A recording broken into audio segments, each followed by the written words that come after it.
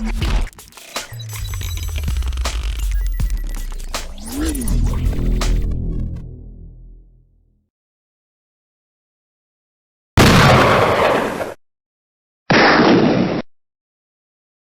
le Président, en vertu de la Charte des Nations unies, chaque peuple détient le droit à l'autodétermination, soit d'assurer librement son statut politique ainsi que son développement économique, social et culturel. La cause de l'autodétermination des peuples s'insère dans le mouvement pour la diversité culturelle et linguistique partout au monde, en Écosse, en Catalogne, en Palestine, en Kabylie comme au Québec. J'aimerais souligner le passage à Ottawa d'une grande militante pour l'autodétermination du peuple kabyle, Mme Camira Naidsid, qui est présidente du Congrès mondial Amazigh.